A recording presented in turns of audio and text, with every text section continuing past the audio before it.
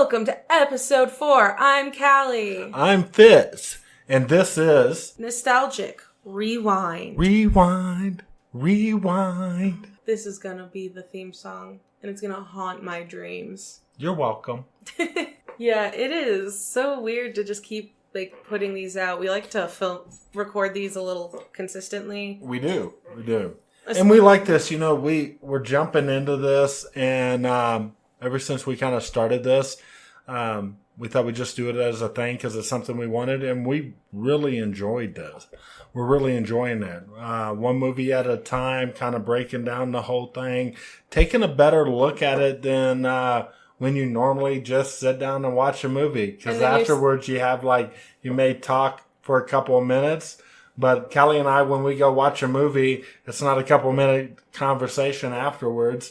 It's usually almost like this breakdowns that we kind of do. We usually talk about a movie for, 30 minutes, an hour, 2 hours, depending on the movie, how much we liked it or hated it. Or how confused we were. And I think, funny enough, that the ones that we dislike the most are the ones that we probably spend the most time on. So, Are you ready to jump into this? Yeah. Let's get after it.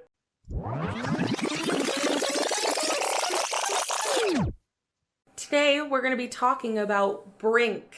Brink, 1998, a.k.a. Pessimistic Dad. Which also, he is my favorite. He is hilarious. And I like him. He is actually in one of my favorite movies, and we will get to that later. Yes. But I like him. Yes. So it starts off with Andy Brinker, also known as Brink, and he has this inline skating crew called the Soul Skaters with his 3 close friends, Peter, Jordy, and Gabriella. I expected more soul music. I'm just saying, Soul Skaters, soul music, it did not go that way. The whole point of their team is that they skate for fun, not money. Yes. Which means they are mocked constantly by their rival team, the X-Blades, led by the local bully Val, whom also attends their same high school in Southern California. And he is your typical Disney bully. Yes. You also look at him like you really dressed him like the 2000s bully. Yes. Like, you'd be like... Snob. Decom villain. Has money. Snobby. Looks down on everyone else. Even has the haircut. So, it starts off with Brink being late to go see everyone. He's on his way. His parents are like, you needed to clean your room. And he's like, I did. I'm leaving. And so he runs over there. They're all practicing. X-Blades is like, we need that. So we're going to get them off of there. And so once they're off of the little practice area, Soul Skaters go over to the skateboarders and are like, hey, he said that you guys are stupid. And so the skateboarders go and pretty much starts roughing them up and harassing them and everything. Yeah. And then it goes into the first day of school where Val throws Peter's shoes over the electrical line, forcing Gabriella to give him her shoes because she was forced to wear a dress to school, but was planning on changing when she got there. But now she really can't. She was what you called back in the 2000s, called kind of a tomboy. She hated dresses. She didn't want to dress up. And she was definitely one of the guys. Yes. And so to get back at them, because Val was like, you're a wimp if you narc on us and everything. And so the Soul Skaters put worms in his sandwich. And instead of, talking it out like rational people, they decide we're going to have a competition. Does Disney ever have a situation in a movie where, especially DCOM, where it's anything rational? No, never is. Never rational. Well, I mean, that's kids for you. Yes. Gotta be some drama. And so they decide to race each other at the school, causing one of the X-Blade members, Boomer, to get injured, and everyone gets suspended for the rest of the day. That's it. The teachers are just like, yeah, just tell them to go home for the rest of the day. They'll be back tomorrow. And, Brink's dad picks him up, and he's so mad. He's so mad in this. And we got to talk about Brink's dad for a second, okay? So in the beginning of the movie, Brink comes down for breakfast, and he's like super excited and super happy and stuff, and how wonderful of a day it is. And his dad's like, why is he so happy? People can't be that happy. People can't be that happy. Why is he so happy? This is not normal. Yeah. And you hear Dad say constantly, I think this is his theme throughout the entire movie, is that's not normal. Yes. It was funny, though, during the whole car driving home scene, because his dad's like, why did you do that? And he was like, well, we were having issues, so we decided to solve it with a fight, with a nice little race. And it's like, no. No. That, in what place would that make sense? Another little backstory about the dad. So he got hurt on the job about, 6 months before this. And this definitely plays into the plot line of the story of this movie. So dad got hurt, and he's finally doing better, and he's trying to get a job, and he wants to get his old job back, and he was a construction foreman. Yeah. And this plays in later. Yeah, and so while they're driving home, they find out the car breaks down. And they're like, how are we going to fix this? And Brink's dad is just so mad. He's done. And that night, Brink's kind of snooping on his parents, and he finds out that his parents are financially struggling, saying that his dad doesn't have a job, and his mom hasn't been able to sell a house in a while. Right. So they have no money. And so the next day, Val goes up to the Soul Skaters and is like, hey, we're holding auditions for a fourth member. You guys aren't invited, though. I just wanted to let you know. But you find out that this was all because they wanted Brink to show up. Yes. So it was very much every aspect of what Val does is classic bully. He's very manipulative. Trying to get those words out of my mouth. And he's very much, you can also see a lot of narcissistic tendencies out of Val throughout this whole thing. Well, I mean, he's the leader. He thinks he's the best. Everyone tells him he's the best. And after he goes to the Soul Skaters, Brink does show up. Yes. But that's because he's like, I need the money. I'm not doing this for me. I'm doing this for my family. But he doesn't tell his team. Right. And it comes to find out, they get paid for this. And so he joins to get the $200 a week. Which now seems like a small amount, but at that time would have been a lot more. And then during this whole thing, he had mentioned, hey, about getting a job to his dad and his mom and dad at dinner.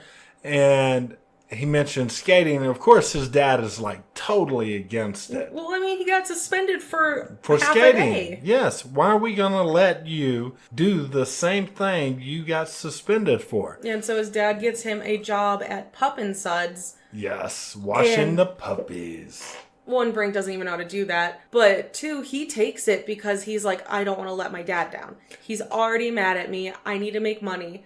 And so it goes into pretty much this little montage of him trying to practice with his team, practicing with exploits, and then also doing his job. He's falling asleep everywhere at school, doing homework. And you see him really suffer because of all the secrets he's keeping. He's pretty much lying to everybody around him. He's lying to mom and dad. They think he's just doing the, washing the dogs. And then lying to his team. And funny enough, the only ones that know really what he's doing is his rivals. Is the other team. And he only joined X-Blades too because it was for the invitationals. He was told that Boomer would be back after the invitationals. They just needed someone in there.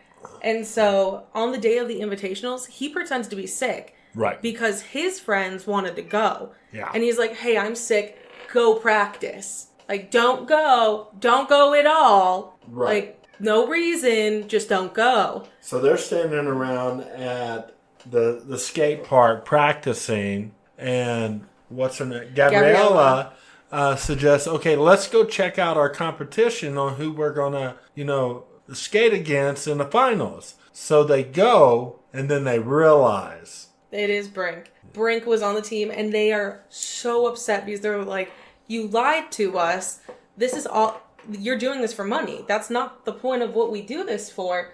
And so they pretty much are just like... They felt so betrayed in this. We're not his friend. And so he at first quits X-Blades, but goes back because he's like, I have no one else to go to. I need the money. And they want nothing to do with him at this point. Yeah, and so they're kind of still practicing. And at one point, X-Blades is practicing like the downhill run. And the Soul Skaters show up. And Val's like, oh, this will be perfect. Right. And so he challenges them to downhill. And he's like, I'm going to have Brink do it. So he's going against Gabriella. And Gabriella's actually doing really well in the beginning.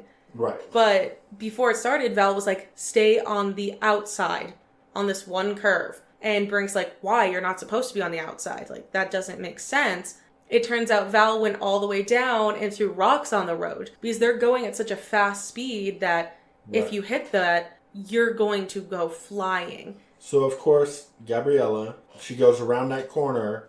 Gabriella goes around that corner, and she hits these rocks, and she takes a terrible, terrible fall and really messes her up. It messes up her arm. Right. Which they're like, it could have killed her and everything. And so his friends are practically like, we're done with you. And of course, they are blaming Brink. Yeah, and Brink goes to Gabriella's house, and it's her mom's like, oh my God, Brink, you're here. Like, go talk to her. And Gabriella's like, everyone needs money. You are not the only one here that needs it. You need to have a reality check. And so his dad finds out what happens from Gabriella's mom, and he has a heart-to-heart with Brink, which honestly, that is like one of the best parts of that movie. Yes, it's it is. So heartfelt. And he pretty much tells him, though they're having a financial trouble situation going on, he shouldn't be skating for money. And that, like, just because he works something does not mean that's what he is. Absolutely. And, you know, a lot of movies, you have this moment in it, and it comes across as cheesy and corny and almost where you're like just clenching away from it. You don't want to see it. But like this one's perfect. It was perfect. It was really good. You know, it was definitely heartfelt. Well, it's in the garage, lights are low. It doesn't feel like a set. Yes. And so Brink feels so inspired by his dad that he goes up to Val on the boardwalk and pretty much tells Val off. Boomer's pretty much standing up for him, being like, Val's cheating. Like, there's no way. Like, you suck. And so Brink's like, I'm going to quit. And he was like, you can't just quit. And he throws a chocolate milkshake in his face. Classic. I loved it. The bully got what he deserved. And Val just kind of blows him off and is like, oh, whatever. And so the day before the competition, Brink shows up to the skate park to talk to his friends, and they pretty much blow him off. But he's like, hey, the Soul Skaters are sponsored. And they're like, by who? And he's like, Puppin Suds. And they're like, how'd you get that? And he was like, well, technically it's me. I got 4 months of advance for pay, and I got new skates, helmets, shirts, all sorts of stuff. Basically sets his friends up for this competition. And he goes to walk away with what seemed like no expectation that his team was going to take him back, but just to do it to help them. Yeah, and so they pretty much are like, you can join us. And they go straight to the competition, where the day of the competition, his parents and sister actually show up. And his dad's not there, but he shows up after the first event. But during the first event, he kind of messes up, but they're still doing really well. They're still in, the top 5 or so at the time. They're still close. And then during right before the second, Dad shows up, and you find out Dad got his job back. Right. And so they're all ecstatic. They have money again. And Brink's like, I don't have to worry about money. I can do this because I love it. And of course, pessimistic dad is now supportive dad. Yes. And so they watch him in the second one, and he does phenomenal. All of his teammates do phenomenal. And that's all they could do. And they actually end up placing second, which means him and Val are facing each other in the downhill race. Yes. And our favorite Val decides to cheat during it. And at first they're just kind of like trying to knock him off. And, you know, Brink is such a good-hearted kid in this movie. And so at one point in the movie, Val takes a fall and goes through the barricade, and Brink could have easily kept skating and win. But Brink goes back to check on him, and Val grabs his arm, throws him down, gets up, and takes off. But what Val didn't know is the sports channel was videotaping it all. So it was all streaming because there was one blind spot that he knew about. That's where he was trying to cheat, but it didn't work. Right. And so Brink ends up really thriving and actually does end up beating Val. Barely, but he beats him. And Val gets pretty much booed off the stage because he's like, you're a cheater. This is, like, not fair and everything. In X Game, the big promoter for X Game, the guy that runs it, got rid of Val. And then he comes up, while they're celebrating, goes up to Brink and is like, hey, we want you to be the leader of X-Blade. Yeah, and he just says he's going to turn it down because he only skates for fun. And then he goes back and celebrates with his team, and that's the end of the movie. I felt like it was a really good movie. It was very well put together. So now for our rating. How many brain cells did we give it? First, let's explain the brain cell rating. 1 brain cell means that 1 brain cell was active, the rest were asleep, means that we did not like that movie. And 5 brain cells. That means that all were active, we enjoyed it completely, even if there are little quirks. Which in this case, I personally rated it a 5. And I did as well. The movie felt like it kept you engaged the entire time. It was really good about following a storyline. It had its ups and downs throughout the entire thing. I think it really taught you something in the movie, that friends and having fun and being a kid, it was more important. So, yeah, it was one of those things where it had its quirks. Brink says some stuff where you're just like, Brink, buddy, no. But he was like a typical late 90s, early 2000s kid. And it was just enjoyable to watch. And now, on to fun facts. Fun facts. Fun facts. Alright, so Brie Larson actually auditioned for the role of Katie Brinker, which is his sister. The younger role actually went on to a different girl who plays in another decom, which I'll go into later. The other only fun fact I could find about this was that it was loosely based on the novel Hans Brinker, or The Silver Skate, by Mary Makes Dodge. Which sounds interesting, but it says it's loosely based. And now for your favorite part. Where are they now? Alright, so this one's a little difficult because I couldn't find a lot of information. So, the first person I'm going to talk about is Eric Von Denton, who played Andy Brinker, or Brink. So, Eric would continue to act until, 2010.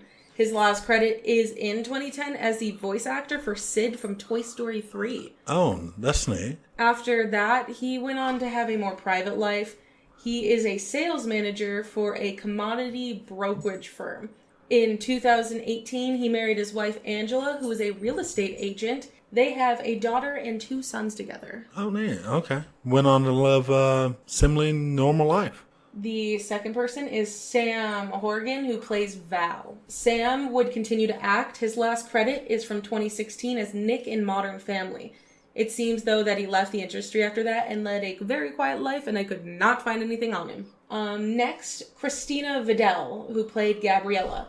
Christina would go off to be an actress and a producer. Her most recent credit is from 2023 as Dre in Primo. As for her personal life, there isn't much out there. She has 2 kids. That is all I found. And then next one, we got Robin Riker, who plays Maddie Brinker, or his mom, which she really doesn't have a big part in this one. Oh, we forgot to talk about the one part later on in the movie when his dad talks about how, people shouldn't be this sad because now when he's stressed, he's really sad. And the mom's like, you didn't want to be this happy. He was like, yeah, I wanted to be in the middle. Yeah. So Robin Riker would continue to be an actress and a writer.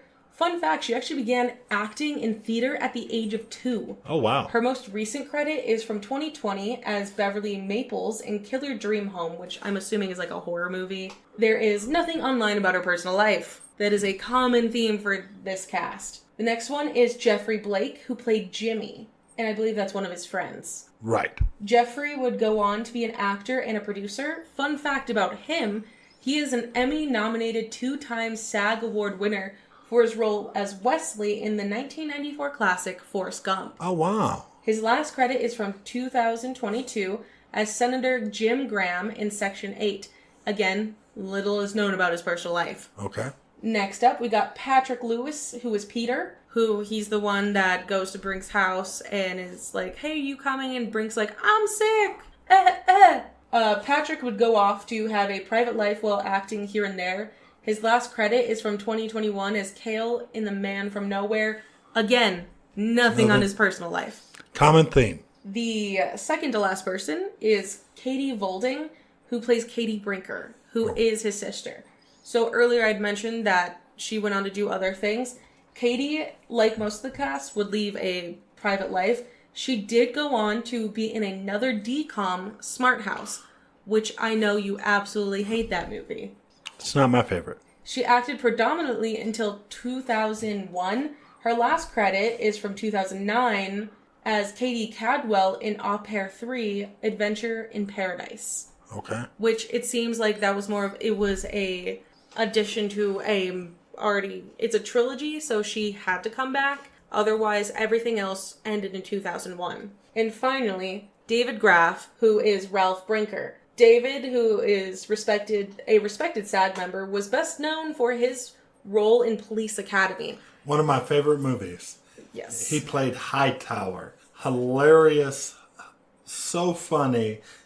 His character in that movie. If you haven't seen it, you definitely have to go watch it. So, unfortunately, on April 7th, 2001, not long really after this movie came out, he passed away suddenly from a heart attack 9 days before his 51st birthday. Wow. His last credit is in 2001 as Jock Douche on The Son of the Beach, which is unfortunate. He was probably one of the best actors on this movie. Probably went on to be definitely the most well-known. Yes. I would say. And this came out in 1998. So a couple years later, he passed away. Yeah. Which is so unfortunate because he was so fantastic and it seems like he was so well respected. Guys, if you haven't seen this movie, Brink, go watch it. It's a good show. Lots of twists and turns in it.